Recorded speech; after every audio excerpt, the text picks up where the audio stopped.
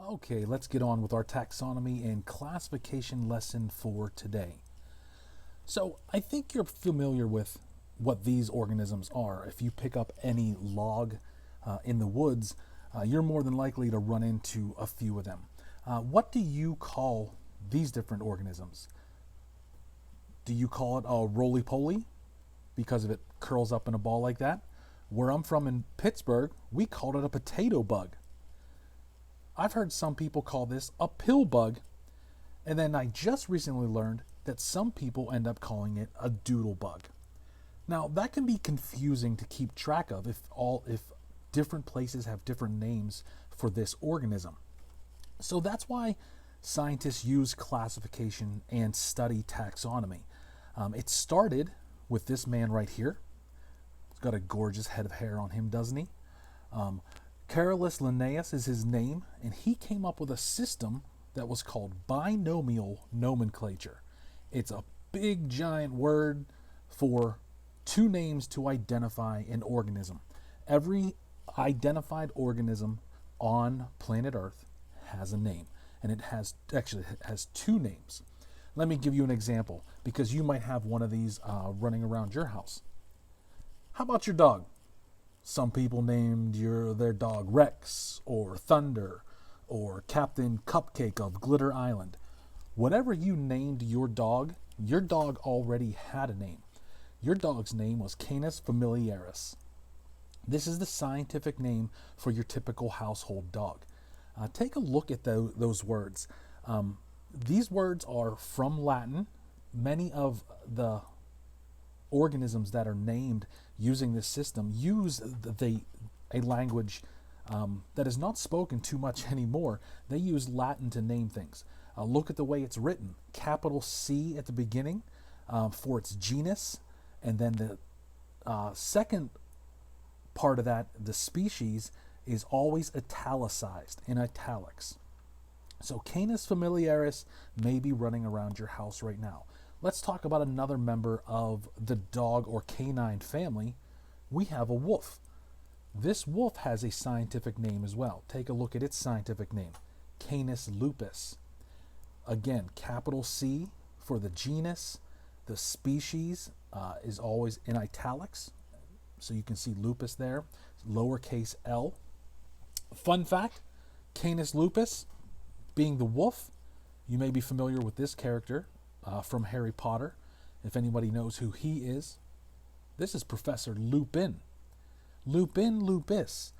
That seems like quite a coincidence until you realize that Professor Lupin used to transform into a werewolf during the full moon.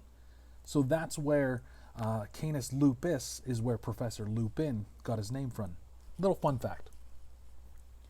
All right, so the classification of life. Scientists who study classification, they are taxonomists, and that science is called taxonomy, the study of naming and classifying organisms. It started with this man right here, Carolus Linnaeus. And the way he started naming things was by just looking at them, whether they had fur or feathers. That's the main way he started classifying, but now we've moved on in technology and we use things like DNA. So when scientists name something, they go through these stages right here. They start at domain, they then go to kingdom, phylum, class, order, family, genus, species. So every organism that is named has all of these in their name as well. They all belong to some domain. They all belong to some kingdom. So, for example, let me show you how this red fox was named. This red fox scientific name is, you can see down at the bottom, Vulpes vulpes. So where did this fox get its name from? Well, this whole hierarchy. And look, it's got like an upside down triangle. And we always start with what's known as the domain. Where does it belong? Does it belong to bacteria, or does it belong to organisms that have a nucleus? So we start at domain, and it is a eukaryote. Its cells have a nucleus to it, and then we move into kingdom, and it belongs to the kingdom animal. Then we move down to the phylum. The phylum is Chordata. Does anyone have an idea of what chordata, cord, spinal cord? Yeah, it has a vertebrae, so it belongs to that phylum. Move down a little bit further. As we go down, we are narrowing down. We are getting smaller and smaller as we get closer to naming our organisms. It belongs to the class Mammalia. It is a mammal. And then we go further. We narrow those mammals down, and it is a carnivore. So it, in the order Carnivora, it eats meat. It now moves down to its family, which is Canidae, and then we finally get into the genus and species where all organisms get their binomial nomenclature, Vulpes. In order to remember these levels, domain, kingdom, phylum, class, order, family, genus, species, I have a bit of a mnemonic device for you to use, and it's a memory tool. You may be familiar with some of these memory tools, like this one. I always use this one when I think about the Great Lakes. Holmes. Holmes gives you the name of every Great Lake in the United States. How about this one you probably learned maybe in kindergarten or even before that? Roy G. Biv, for the colors of the rainbow. Well, I've got a mnemonic device for you right now. The sentence below can give you a hand in remembering domain, kingdom, phylum, class, order, family, genus, species. And it is, Dear King Philip coughed on Fred and he got sick. Now it seems like a strange sentence to put together, but I have a teacher friend that I think can explain this a little bit better for you. I don't think I'm ever gonna pass this test. Yeah, me either.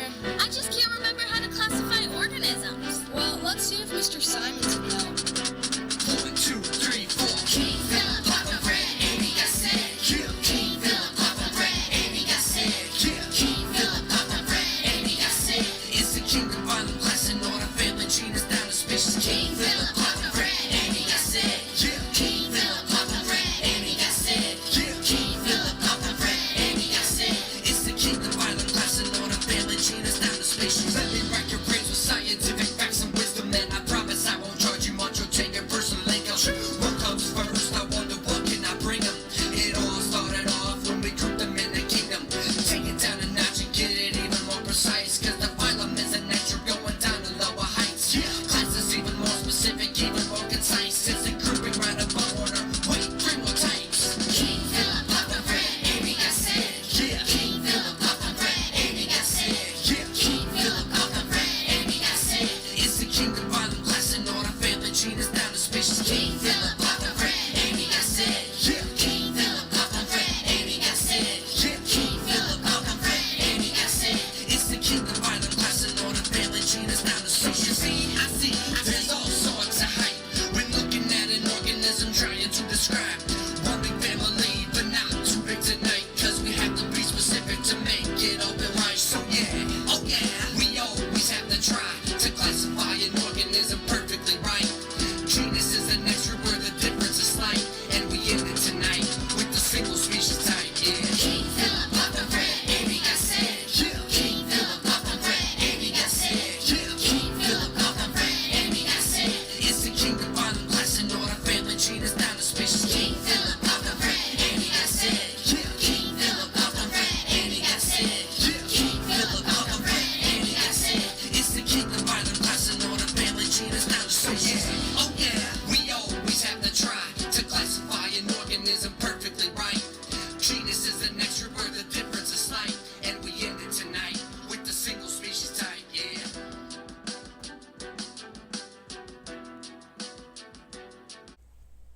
Okay, I hope you enjoyed Mr. Simons there. And now King Philip coughed on Fred and he got sick is stuck in your head to help you remember these. Now, I know it didn't put the deer part in there, the D, so you're going to have to remember that one. But anytime you think of Dear King Philip coughed on Fred and he got sick, I hope you can remember the levels of the classification system. Okay, let's move on to what you're going to be doing later on today. One way classification is important is it can help you identify something that you may not know.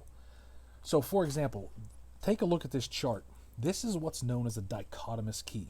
This dichotomous key breaks down, it gives you two options to choose from in order to narrow down choices and to finally get to the name of something.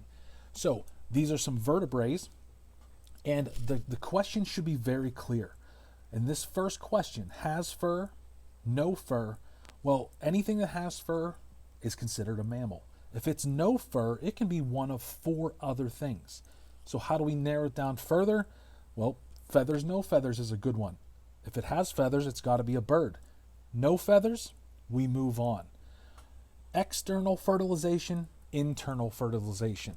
Where does the fertilization of the eggs happen for an organism to reproduce? If it's inside, it is a reptile. If it's outside, it's one of these other two. And then we move down to gills in adults or no gills and break down into fish amphibians. So we were able to name things that way. Let's practice using a dichotomous key right now with our friends, the minions. Okay, we're going to start with each one. So I'm going to pick this fellow right here, and we're going to name this minion. So how do we do this? We go to question 1.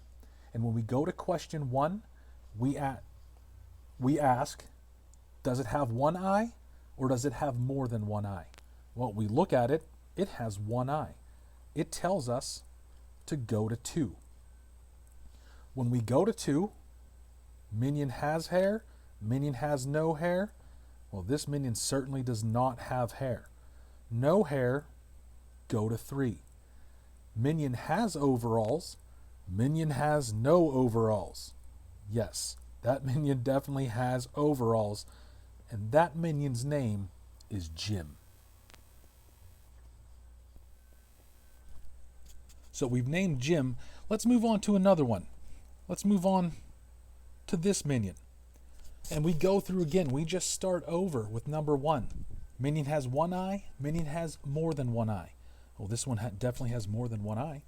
Let's move on to more than one eye. We go to 4.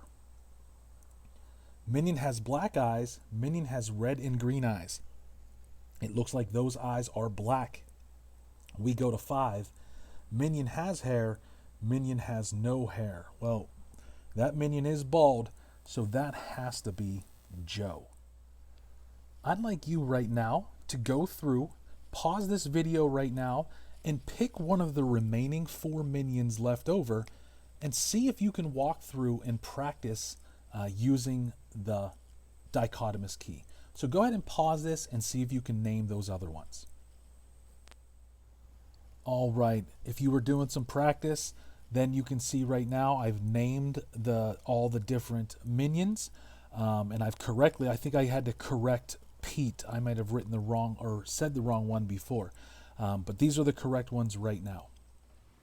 All right, that's it. We're through our taxonomy and classification lesson and activity. And now what you're going to do is you're going to show me if you can use a dichotomous key.